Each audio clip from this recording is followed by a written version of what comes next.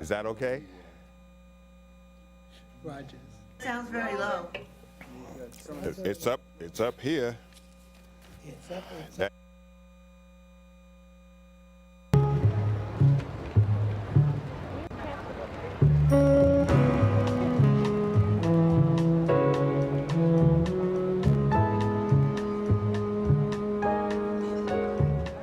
Who taught you to hate the color of your skin? Who taught you to hate the texture of your hair? Who taught you to hate the shape of your nose and the shape of your lips? Who taught you to hate yourself from the top of your head to the soles of your feet? Who taught you to hate your own kind? Who taught you to hate the race that you belong to? So much so that you don't want to be around each other.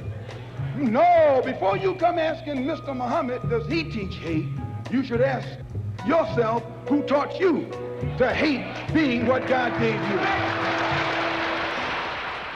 Most of us blacks, or Negroes as he called us, really thought we were free without being aware that in our subconscious, all those chains we thought had been struck off were still there.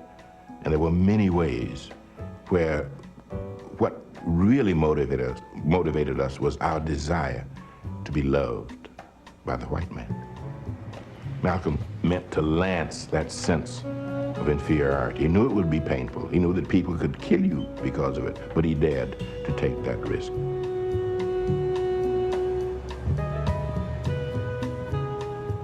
He was saying something over and above that of any other leader of that day, while the other leaders were begging for entry into the house of their oppressor. He was telling you, build your own house. Age 40. Welcome to the Gilchrist Experience, and welcome to Black History Month. I play this piece because that profoundly hits you dead in the chest. I mean, it hits you, it straightens you up, and to realize that Malcolm spoke the truth about how we feel about ourselves, that self-esteem that we lacked in the early 60s, when this came out in 64. But we're well aware of ourselves now, but we seem to be going back to that sense of lack of self-esteem. Our kids are still, they're worrying about their complexion, the size of the nose. You know, we don't have that racial pride that we had more so back then than we do now. So we seem to have gone backwards. So for Black History Month, I brought this back. I used to run this every week in the old days for a good 5, 6, 7 years. Every opening was this Malcolm thing. Because Malcolm profoundly affected me. Because when he died, I was 24. I mean, I had been through the system. I've been raised to make, we made our parents proud to be part of the system, to not go up against the system, no matter how badly it treated us. Because we knew that if we struggled and did things the right way, and up in the straight and narrow, get an education, go to school, and make sure that you're a positive person. No hustling, and nowadays it's all about being a gangster and cussing out your mama, your woman, and where are we? We've got Donald Trump as president.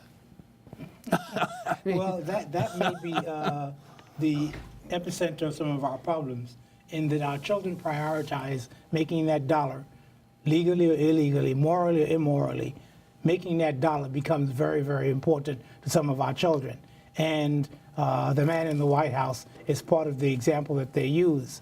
Now, forget about the immoral things that he and his father may have done, the housing that they wouldn't let us be part of, the people who were displaced because of their development, the things that they did to accumulate the wealth in real estate. That's not significant to a whole lot of people who say, yeah, he's the man, he's got the dollars, and that's what I want. That's right. So he's being emulated, sadly, because programs like this are not seen often enough by our children. Okay. There's a lot of garbage on the screens and on the TV. Our children see that and they soak that up, and unfortunately they're emulating some of the wrong people. Leroy? The enemy has never been asleep. Okay. We're the ones who've been asleep. Okay. Ouch. And in pushing for civil rights, which the nationalists, from the nationalist standpoint, they infuse human rights into that period. That's right. That there was an opposition forming against what we were pushing for. We just want to live well. We want nobody's wife, That's right. nobody's That's daughter. it. Didn't want to be in nobody's neighborhood. That's right. We just wanted human rights. Amen. But there are people in this nation and in the world who can't stand to see that. Their existence is defined by our lowness on our being low on the totem pole. Right. Because they have this saying, well, at least you ain't a nigger. Right. And you're a white man, you should be able to work. Right. That's their language within their circle, not within ours. We just going on as usual. Is that what Make America Great Again? Is that what Make that? America Great Again, in my estimation, is directly tied in with the ascension of President Obama into that position. Okay. And things that happened under him, like the foreclosures, okay? That was in his program. That's the program dictated by the people who put him in office. Banksters. The bailout. That wasn't his, but he was told to sign off on it before, when the Democrats were bickering with the Republicans over that piece, because it wasn't going to go through. In fact, they had rejected it. Congress had rejected it, and then the powers that be, they were even threatening their own people. There's a congressperson who said he was threatened. I'm talking about a black congressman. So they changed the vote. And one of the key elements was that Obama, as I remember it, signed off on it while he was a senator. Well, isn't that what saved us? I'm sorry. The bailout saved us. The bailout saved Never the mind how banks. they used it. The bailout saved the banks. Well, without the banks, we all go under. Well, that's what they said. That's capitalism, and that's what their they creed. said. But the bottom line is that things happen under his watch that he was not responsible for, Right. but the people who put him in office were responsible for. The foreclosures, there was no help on that. The houses were foreclosed. So you got that whole group of individuals out there whose homes were foreclosed. And that leads into the point about Trump. Part of his constituency are those Democrats who were disaffected or who fell out of favor, not fell out of favor, but who no longer saw the Democrats as being those standing up for them. And that's part of the group that voted him in. Disaffected Democrats. So, but the bottom line, in terms of our children, in terms of when we came up, Right. we came up in a period when we kind of knew our places. Right. And I'm saying that in terms of when Floyd Patterson was knocked out by Ingmar Johansson, Oh, right? what year was that? 50-something? Late 50s. When he beat Johansson, that was the He came victory back. for us. Yeah. All right. Johansson, when he beat Floyd Patterson, got a movie contract. Yeah. Floyd Patterson had never got no movie. Well, he didn't look the role. Well, that's how we buy into what they do. But the bottom line, Hollywood. brother, today, our children are being educated, miseducated by the videos. The That's sense it. of materialism is being portrayed through the videos, in addition to the crack attack that was Oh. put into our communities. 1980. So when we look at what happened, how come we're in the condition that we're in today? You have to look at the counterattack that was formed against our desire for human rights. Right. So that's part of the picture. So our children don't know, and our children are not. It's not the schools. The schools or the family is responsible. There you go. Our families are responsible for teaching our children morality, that there is a God, that there is cause and effect. You do this, the video games, they can kill 20 people on Right. that, and There's then they no get on the subway and kill somebody, and you know. It doesn't affect them. Desensitize So them. I'm sorry to, but when you ask the question, it has many spokes to the answer. Of course. And when you just can't deal with one. And as there are about many ways of being black as there are black people. That is true. And the We minute- all have our different approach to the same problem. What Brother Leroy said is so true, what both of you said. The family has been destroyed systematically. In the late 50s, early 60s, they came out with the credit card. I remember when my mother got a credit card. And before that, you know, you went to the store, you had credit at the store. With a piece of paper. Mr. Roberts, he wrote it down, you know, and you know, your mother would send you to the store and you just got what you had to get and he wrote it down, that was it. Then the banks brought out the credit card. the Master's card. MasterCard was the first one, you're right. And Master's card. now you're paying with interest. Or, remember you had layaway.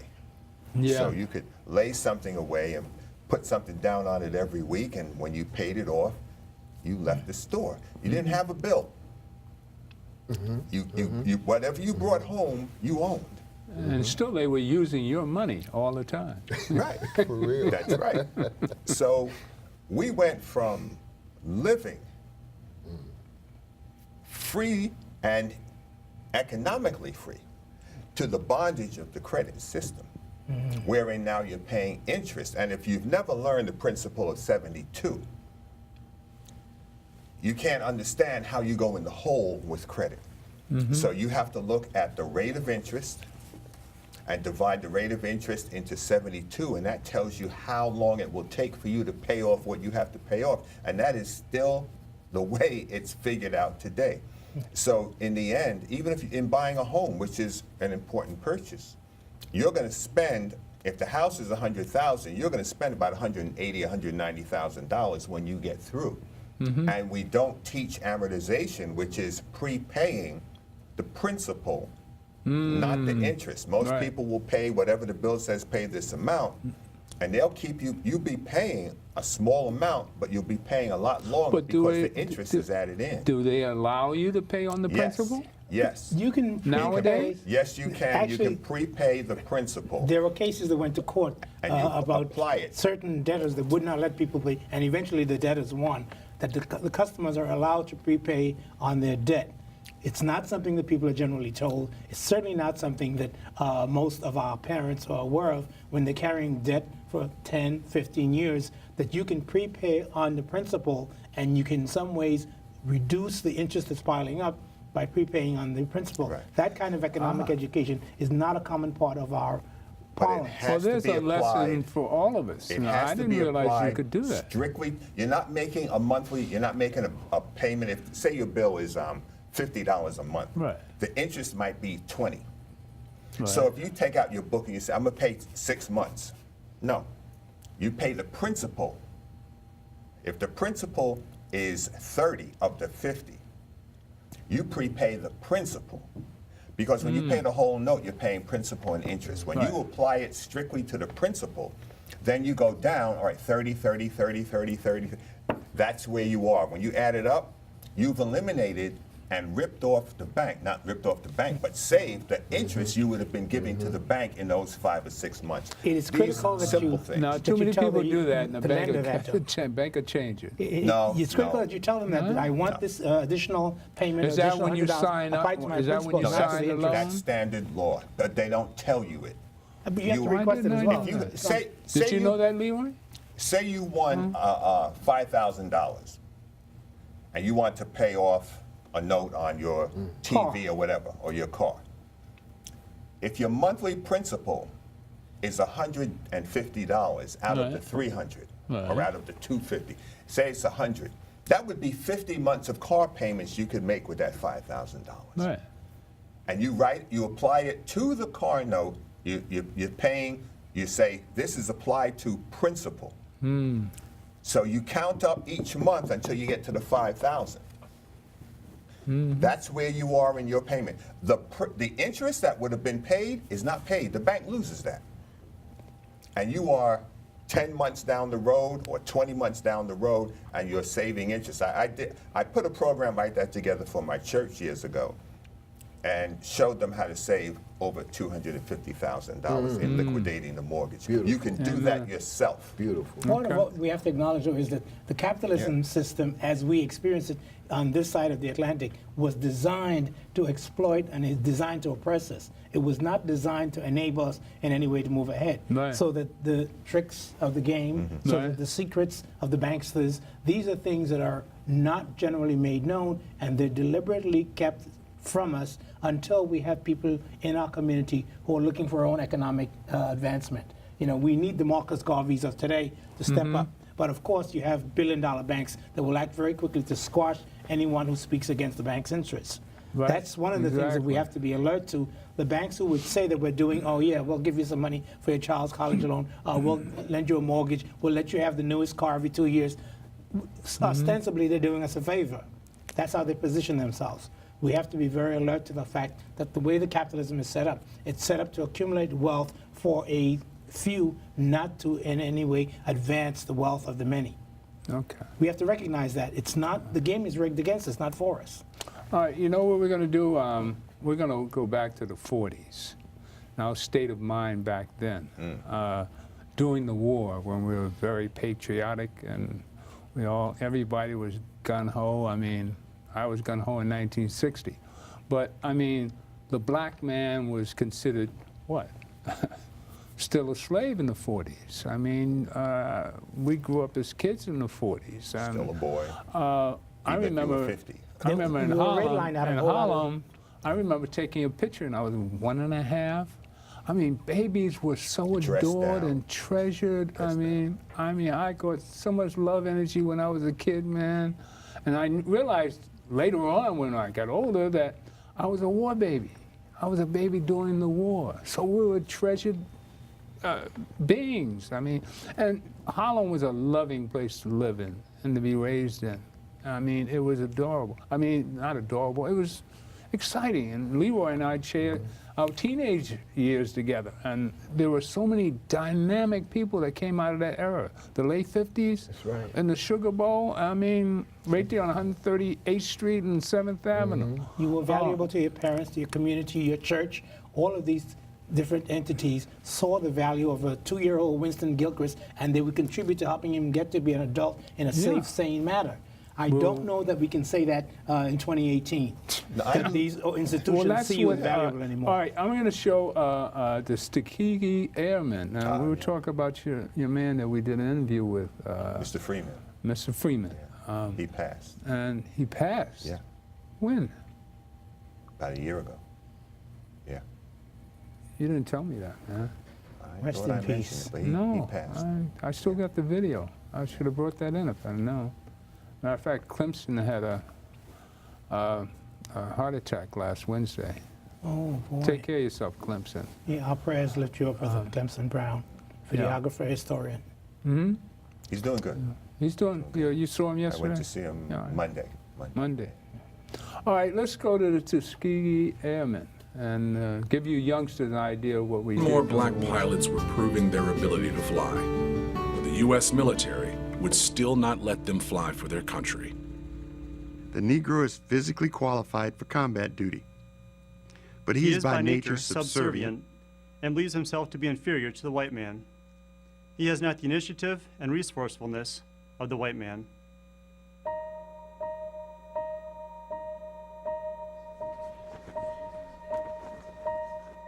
African Americans in military were only allowed and relegated to subordinate roles, cooks, cleaners, etc. But just before the outbreak of the U.S. entry into World War II, you have blacks who are saying, wait a minute, and we want to fly, we want to participate. A black fighter pilot seems to go contrary to the notion that African Americans are inferior and that fighter pilots are the best of the best. Nazi Germany represented racism on a monstrous scale. In America, Black leaders put pressure on the government to prove its founding principles of democracy and justice for all. So what they decided to do was to create an all-black base and train an all-black squadron. And Tuskegee, the historic Tuskegee Institute, was selected as the base, and they built a base there and began training in 1941. For the first time, the military allowed black pilots to train for combat. The military set a high bar for acceptance into Tuskegee. Those who got in were smart and experienced. Most of the people who make the initial cuts to be Tuskegee Airmen, these are people who could already fly.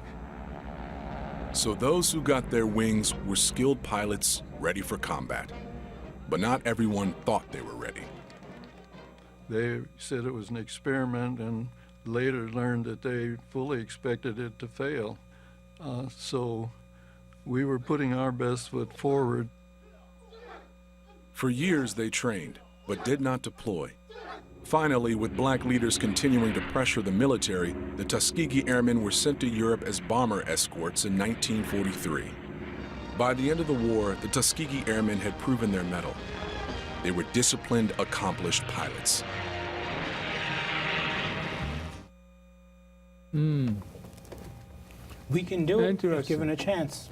You know, That's this true. has been our whole thing throughout, you know, being 77 this year. Telling on us, really. That's a proud thing. I love it. I love being this age, man. To look back on stuff like that and see the way things are now, we have to tell the story. Who else is going to tell it? We have to do it. Who The else is going schools to are tell not it? telling And our back children. then, you saw how we took pride in being who we are. I just played this. I went to youngsters to see what kind of pride we took in doing anything. There's nothing we didn't. They told you couldn't do something, and you went out and did it. There was nothing we couldn't do. And Obama has shown us that you can become president. Never mind what he did and how he got there. He has shown us that an intelligent black man can hold that seat and represent, and I put that in quotes, all the people. Amen. All right? And That's what he did. handle himself in that zone.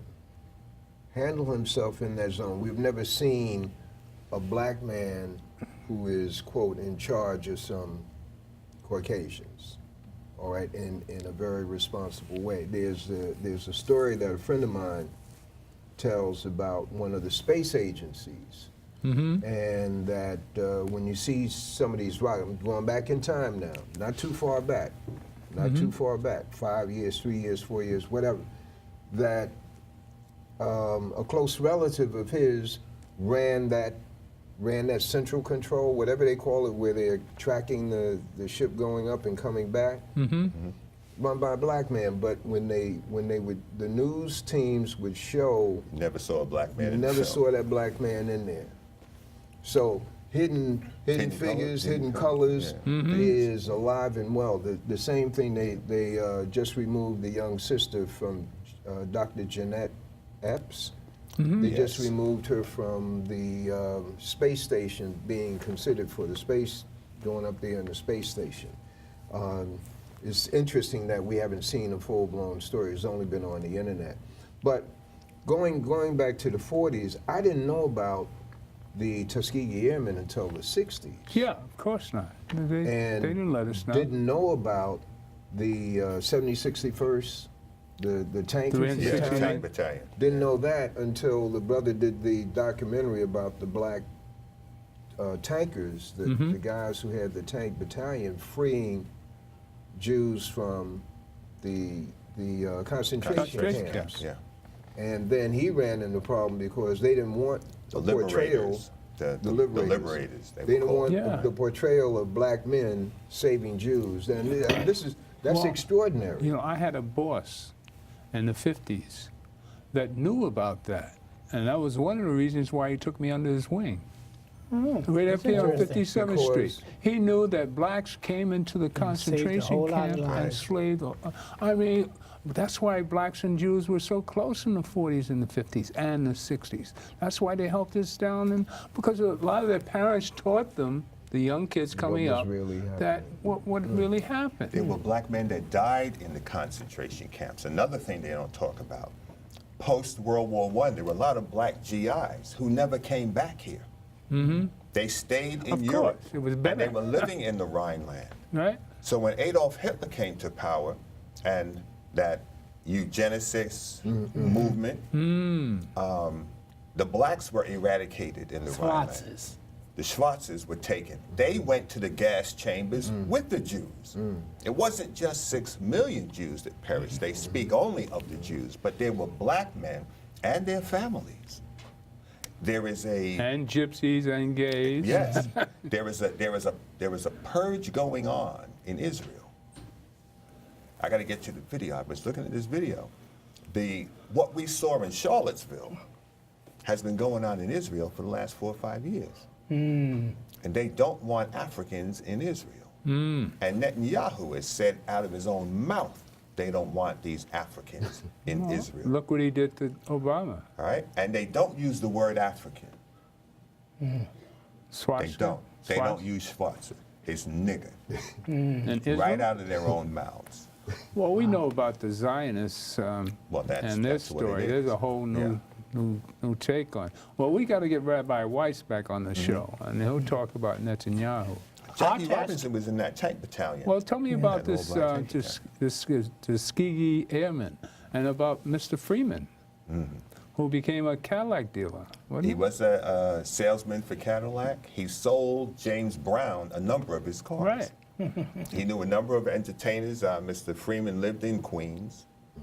And when James Brown had a house on Linden Boulevard near Merrick.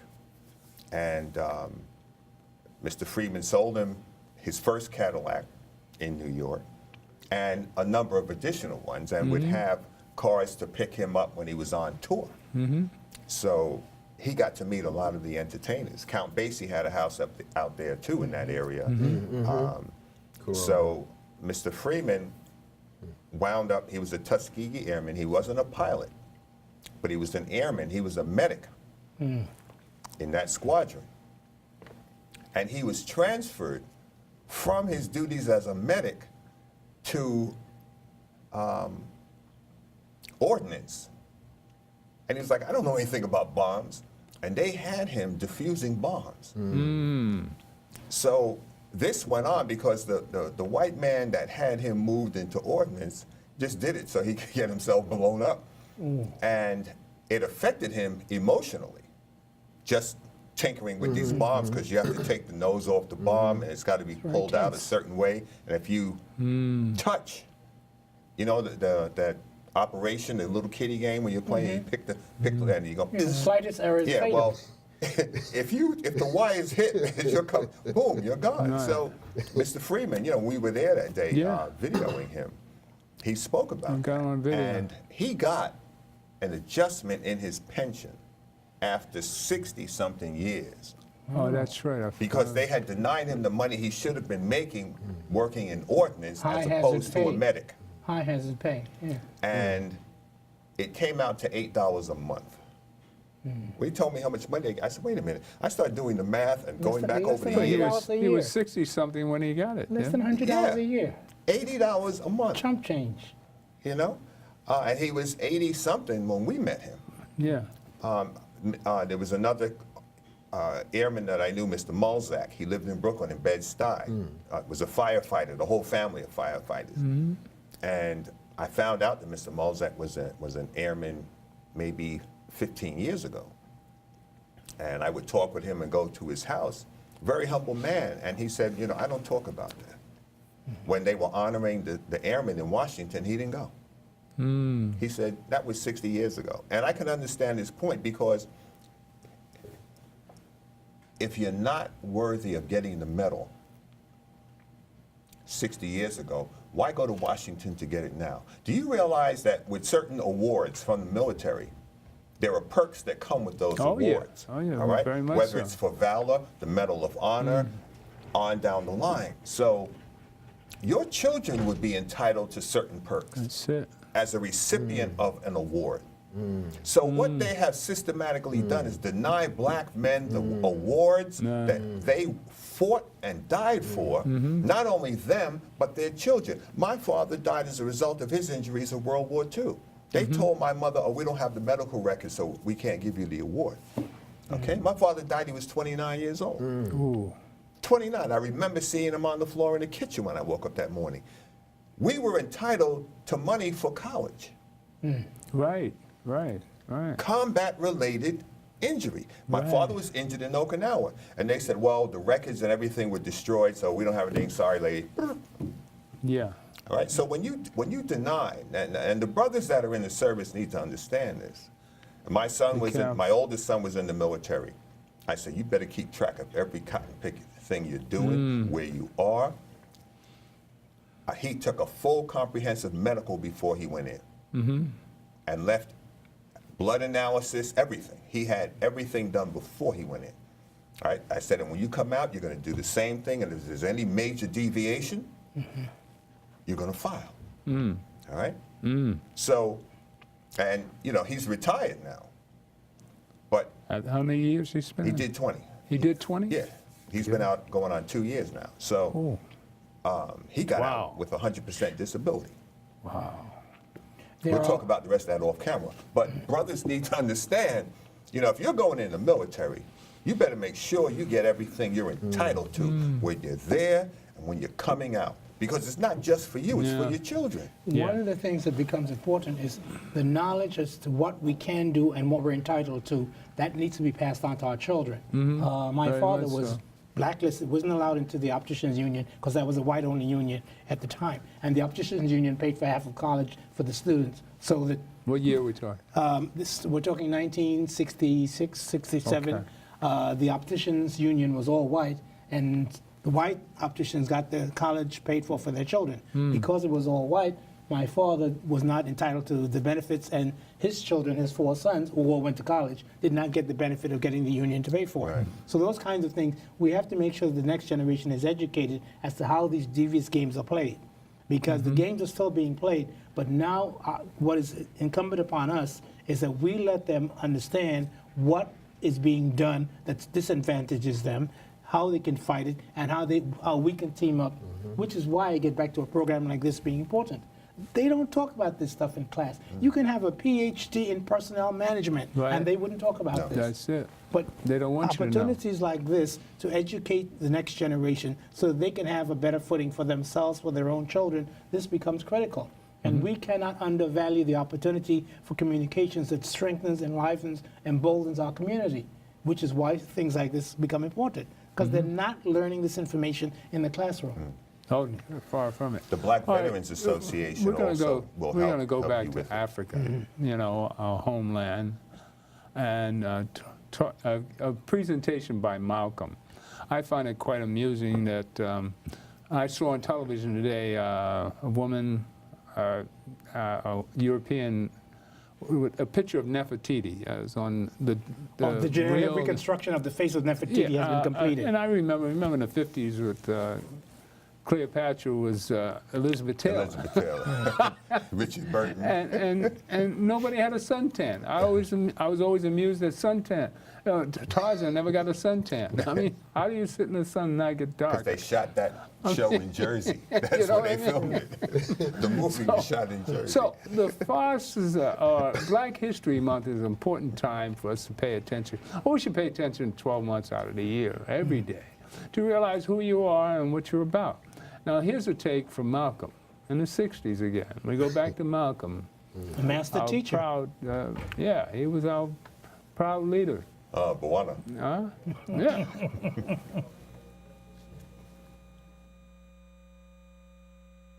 All the injustice.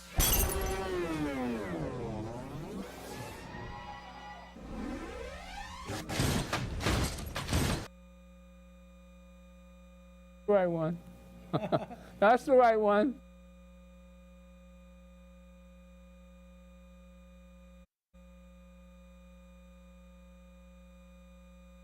All the injustice.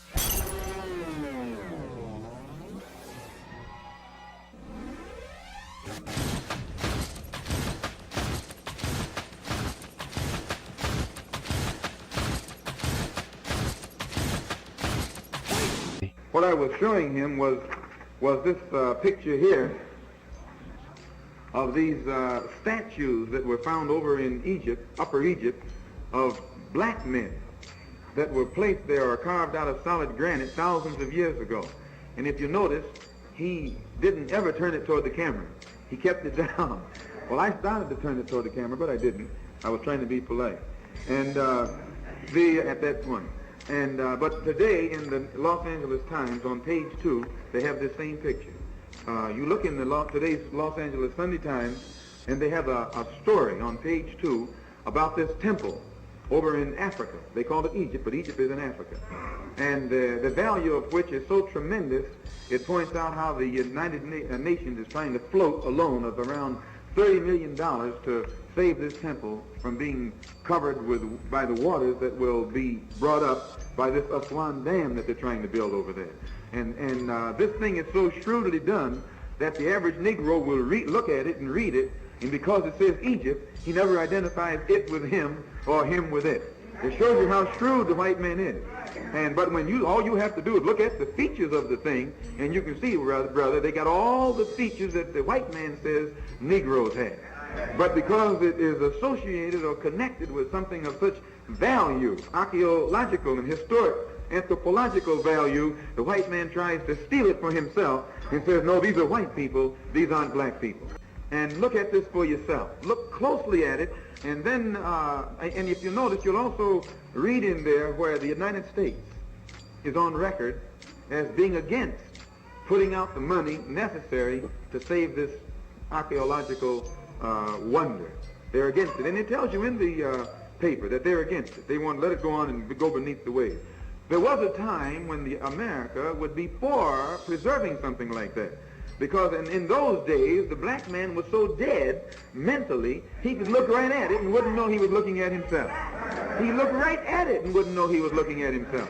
And today, when we see a black man, we know that's a black man. Whether they call him an Egyptian, a Re-Egyptian, or an Ab-Egyptian. Don't care what they call him. All you got, if he look like you, he's the same thing as you. And this man that they have here, brothers and sisters, it has nothing but the features of a pure black man. Also, they tell me that there's an exhibition going on in Los Angeles right now somewhere about King Tut. Where is that? Some kind of museum. Where is it? Exposition. Where is it? Oh, Exposition Park. I saw King Tut's mummy tomb when I was in Egypt. And I don't know if they have the same one here, but if you go and see it, you'll find out that this King Tut, whose mummy or sarcophagus, whatever they call it, they have, it's as black as this board. And the white man knows this. Every picture that they have of King Tut, he's not brown. No, he is black, brother, just like this. And the black people who lived in that day had mastered science to such extent, had mastered chemistry to such extent that they could create colors that the dye hasn't faded to this day. Now you know this. The white man got to paint his house every year. You got to paint yours, inside and out. And you haven't got a piece of cloth at home that won't fade if you put it in the sun. But yet these black people back there could make dye that has retained the color, same grade quality, right down to the day from 5,000 and 6,000 years ago. They were master chemists. And this tomb, and I guess this mummy, is gold encrusted. They had so much gold back then. In fact, those were the people who discovered gold. They knew what gold was. White man didn't know what gold was. And they encrusted their mummies with gold and beautiful colors and just laid them there. And finally, when the white man discovered them, he was shook up and wondered, how could these people back so long ago, supposed to be dumb, know so much about so much, know so much about so many things that he doesn't know about. You know, I find that quite exciting to hear Malcolm talk like that. You know, this is the 60s when we had Cleopatra and Elizabeth Taylor, and Tarzan movies, and everybody knew Jesus was black, and everybody in that neighborhood was. The power of popular media. Everybody does not know that Jesus is black, because a lot of Christians I still have problems with. You know, the blue-eyed, yellow-haired Jeffrey Hunter iconography is so much imbued in their attitudes and in their learning. And again, the schools that are supposed to teach the truth, we have to challenge them. Because a lot of schools, they teach what it is that they're paid to teach, what is profitable or beneficial to themselves and their endorsers and their sponsors. So truth is not necessarily part of the agenda for a lot of our children. Right. And that has some perverse effects when our children step into their 20s and they have lives dreaming, wanting to be something other than who they are. There are results that are self-hating young men and women perpetrated upon our community because they have not been taught the truth. One of the things that I was recently doing some reading about is about the life of Henrietta Lacks and how her genes were so unusual that they were resistant to many, many forms of corruption or degradation in the lab. So her genes could survive in the lab for 10, 15, 20 years through several generations of genes when no one else had been found to have these kinds of genetics. Now, the sad thing, of course, is that the family of Henrietta Lacks, they were not told about this. This is something that she was not told about when her genes were producing experiments that you had the American Cancer Society, that you had universities benefiting from. She was not told that this is what we're going to use some of your blood genes from. Well, she died in 1951. 51. So that the research that would have started on her genes, which continues to this day, would have been through the 40s largely. When she was ill, she went into hospital, and they took some of her cells and started experimenting on it because it was so anomalous. I mention that because there are truths in there that were not in the science book, and that still is not in our science books. So our children are not taught about some of the things that we can accomplish and that we have accomplished, and some of the things that are genetically part of our history and our heritage. If our children are not taught this, other people then aggrandize in ways that denigrate the spirit and the soul of our children, which again, the parents who would be watching this show, it is critical that they expose our children to books like the books of J.A. Rogers. These things are invaluable. It is critical that they expose children to stories like this, The Immortal Life of Henrietta Lacks, because the children are not getting this education in the classrooms. It's incumbent upon us as parents, as community men and women, to make sure our children get the complete education that they're not getting in the schools. We cannot depend upon the people who run the Department of Education or the people who run certain colleges and universities to pass the truth on to our children. They are disempowering our children when the truth will empower our children. You know, in the scriptures, they talk about, I was sitting with some brothers. I said, well, you've seen greeting cards. You've all seen greeting cards with like Easter time, Passover. And they have Jesus on a donkey. And I said to them, look at the picture. You got a white guy sitting on a donkey. I said, but how is he sitting on the donkey? And they said, well, he's sitting side saddle. What does that tell you? No man rides a beast side saddle. Women ride a beast side saddle. So that's an effemination. An effemination of Jesus. Now, no king would ride a beast side saddle. They talk about the curse of Ham. And I'm doing a series of lectures in Brooklyn with some other brothers at a church in Brooklyn this month. Church-going Bible folks should know what Brother Witherspoon is talking about. People talk about the curse of Ham, where Noah cursed his son, Ham, because he saw him naked in the tent. Noah was drunk. He was a drunk. So his son saw him drunk, and he was laughing at him, and the other two sons went in and covered him up. Then Noah heard about what Ham had said and done, so he cursed him. Now, they say through the curse of Ham, the black man was cursed. Abject stupidity. First of all, if you look at the first verse of the 9th chapter of Genesis, it says that God blessed Noah and his sons. If God blesses you, no man can curse you. Not even a drunk man, not even your father. Let's take it a little further. Where's the description of Jesus in the Bible? Wait, I'm coming to that too. I hope you're listening, Rev. I hope. Now, Noah had 3 sons. He didn't have any white sons. He didn't have a black son and 2 white sons. Tell that to Hollywood. All the people in the Bible were black. Thank you. This is the point I'm getting to. So the notion that white people promulgate about the curse of Ham, and out of ignorance, people bought into that. He didn't have a white son and 2 white sons and a black son. come down to the book of Acts, I think it's the 28th chapter, Paul, St. Paul, who was a member of the Sanhedrin, who persecuted Jews who had converted to the faith of Christ. They weren't called Christians at that time. They were still Jews, or Israelites, rather. Well, Jesus was a rabbi. He was a rabbi, yes. He was a teacher. That's what the word rabbi means. Right. So Paul was sanctioned to go after these Reformed Jews or Reformed Israelites who were following Jesus. Jesus wasn't a Christian. He was an Israelite. Hebrew. When Paul later was converted to the faith, he was presenting a case before the Roman governor. And the first thing out of the governor's mouth, it's in Acts, I think the 28th chapter, around the 35th verse. The governor looks at Paul and says, "Are you the Nubian that led the rebellion where the men went into the desert where our legions went and 400 of them perished?" Nubian. He didn't say Richard Burton, he didn't say European. He said, "Are you the Nubian?" Moses took a second wife coming out of Egypt. Who was Nubian? 600,000 Israelites came and 400,000 Egyptians came out of Kemet. Moses took a second wife out of Kemet, who was not of the lineage of David. She was not an Israelite. They talked about that. Oh, he married a black woman and it was a problem. No, Moses was a black man. They didn't go into race in those times. They went into clans, tribes, and nations. This woman was not of the house of David. She came out of Kemet. But that was symbolic, referring to Moses was a forerunner of Christ. As a savior, he's saving his people and people who are not even of his faith. He's saving them. And it was symbolic of what Christ was to do when he came.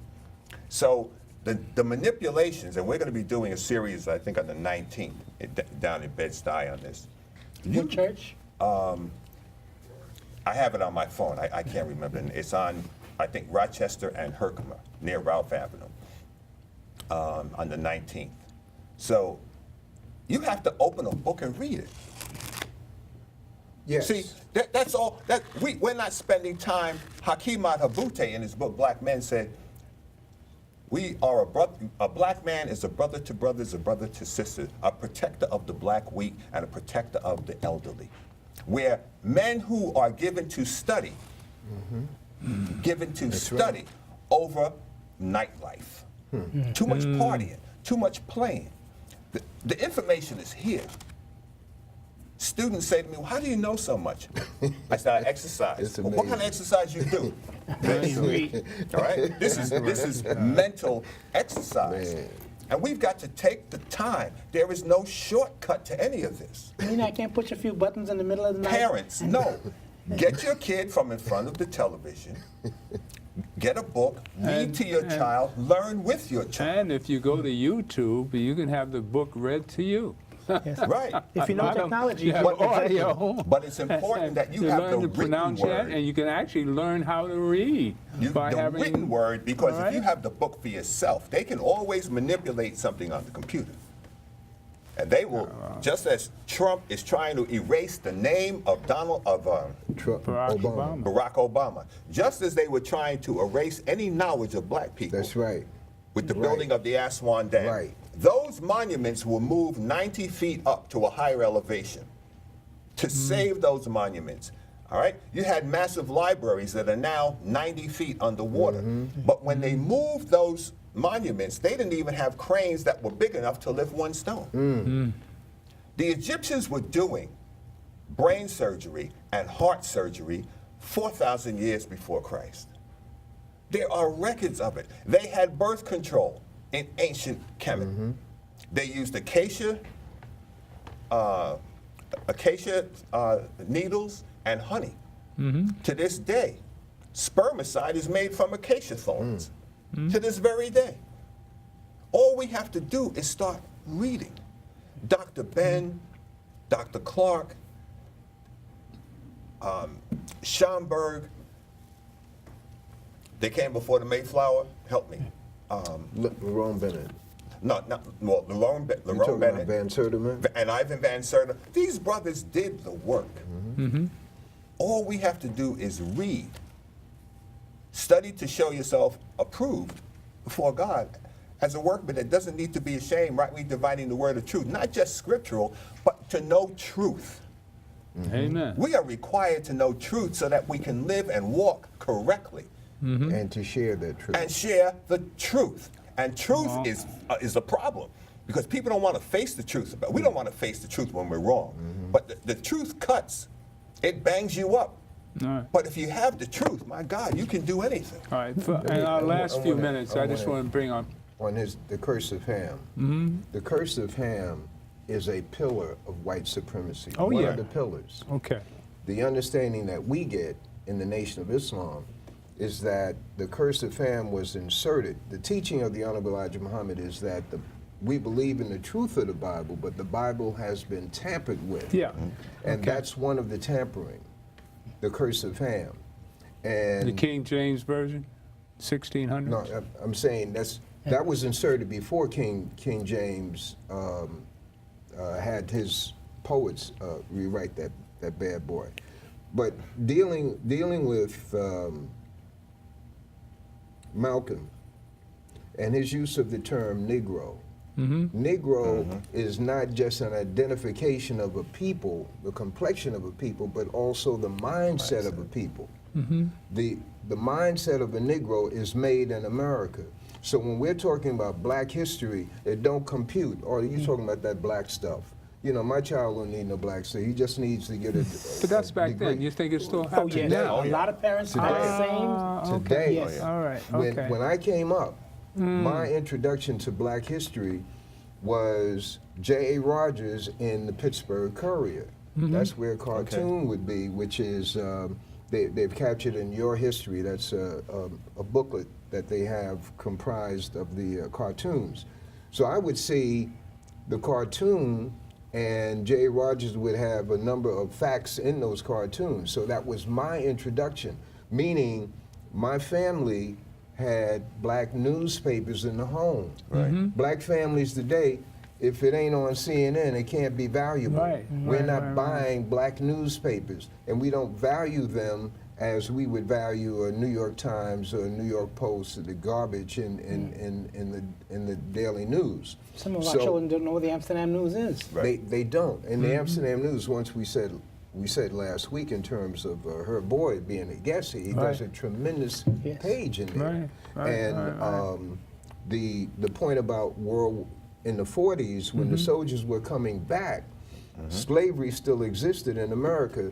There's a book called Slavery by Another Name. Yeah, I start to run the clip from that. Okay, you get that Michelle, book. No, Slavery by Another Name was written by a male, a white reporter who worked at the Wall Street Journal. Okay, Slavery by Another Name. What is taught in the schools upholds the culture of this nation. The culture of this nation is built on black inferiority and white superiority. So the knowledge we have that J.A. Rogers brings, that Malcolm was talking about, the knowledge we have goes past the slavery piece. Okay. When we're introduced to black history in the schools, we see us in the cotton field. Right. All right? And I used to get shame of that. I said, man, I wanted to flip by that page quick. That was both in elementary school and in high school and in college. When you study black history, it's not, as Henry Clark said, it's not separate from world history. But what has happened is that when you get into black history, you find out how they left out stuff in the history that you were taught. The Berlin Conference, for example, was the scramble for Africa. Divvy up the spoils. Which is going on now. That's where the AFRICOM, the military bases of America, that's part of that piece to keep the Chinese from having total domination of the resources there. Well, so it's being played out continually. And when this guy said that, why are you bringing these people in from these crap holes? Right? Yeah. The Congo could be considered a crap hole. But why would it be considered a crap hole? Because of King Leopold. King Leopold and the overthrow of Lumumba. King Leopold killed at least 10 million black men At and least. women. The destruction Chopped of off their African hands. civilizations. Right. In the book there is the ghost of King Leopold. And the reason I mention that is because we can have conferences and talk shows like this, but the bottom line, the viewers of these shows have to do research. Amen. They got to get black Yes, newspapers in their yes. home. They got to get J.A. Rogers books. Yes. They have to do research. And expose our children to it. There's more than Martin Luther King, Malcolm X, Harriet Tubman, George Washington Carver. This book has hundreds, and this is volume 1. World's Great Men There were of 2 Color. volumes of this book. J.A. Rogers. You will World's Great find Men of out Color. about maybe 1,000 people that you never heard of. A classic textbook that the professors Before need to we go read. off, Oh, you're talking man. about the movie Cleopatra. Give a salute to Ilombe Brad. Rest in peace. During in that period in the 60s, they put out a movie on Hannibal. Ah, okay. With Victor Mature. and Ilombe and his group, they just came out with a flood of information. The movie was made, all right, but they put out the information that Hannibal was a black man. Carthaginian. Well, you know, next week we're going to start talking about the Moors and how they came into Europe and civilized Europe. Right, right. That's right. Now, and we'll go over this movie, Hidden Colors 4. The Saladin. religion of white supremacy. Yeah, so stay tuned. We're just getting started. Well, we're always, it's Black History Month here, right? Happy Black History Month. Every Wednesday. For those of you who only watch in February, we're still here the rest of the year. Stay tuned, By the and grace thank you of to God, my yeah. guests. And it's just a joy to be here. I'm in my 20th year here. Amen. And it's stay tuned. We got 20 more to go. Amen. Uh-huh. Amen. You know what, brother It's Gilchrist? 77 we do this this year. show. I'm saying we. I'm a co-host, guest co-host. You do this show. You bring information, as our brother was saying earlier. The challenge is on other talk shows, be it radio or cable, to bring on the same kind of information as opposed to yak, yak, yak. Did you see me TV? Did you hear me radio? Talk about the color of Britney Spears here. All right. Nonsense. Well, They this happen is up this is leaders. the Gilchrist Experience. It's my reality show. Yeah, this is a reality show. I'm This just is doing what I reality. did and what information I got and bringing my buddies on there each week. And power to the people. This is the Stay reality tuned show. for the God in me loves the God in you, and Amen. keep smiling, man. Oh, Trump praise is going down. Going down. It's going to be embarrassing how well he goes down because he's a clown. He And doesn't know just how sit to there rise and up. laugh Man. at him. Don't get angry. Boy. White supremacy is a joke. We Satan can prove to casting you out by Satan. history. How about that? It's all a game. Man. It's all a game. All right? God in me loves the God in you, and that means that you got a God in you. Amen. Power to the people. Amen. Run it to 59, please. Run it to 50. He wants to keep talking. Oh, man. Peace and power to the people. No, that's my Brooklyn Do a crowd. good deed. Do a good deed There every you go. day. Try to make And be them fair. 10. Be fair. Be fair, especially to your own kind. We got to stop killing each other. And tell your That's what we children gotta that stop you love doing. them. And Hey, your children tell the God, and grandparents if I they love say them. that God in me loves the God in you, means I love the person that you are, because you got a God in there. And God means love. So I love you, folks. You're my people. God don't make junk. And there's Yeah. one race, the human race. And aliens will come down and teach us that we're all home. And we're going to talk more about that, Science too. fiction. All right. No, I'm going to prove my point. This I will went be a over that February show to we remember. did. Have you seen that show we did with Go the kid? online, get the Gilchrist Have I you was Experience. watched here. it again? I was here. What did you? You got to watch it. I was here. I'm gonna send you a copy of it. Something Winston, going you on. ain't convincing me of none of that I stuff. don't- So don't waste your time.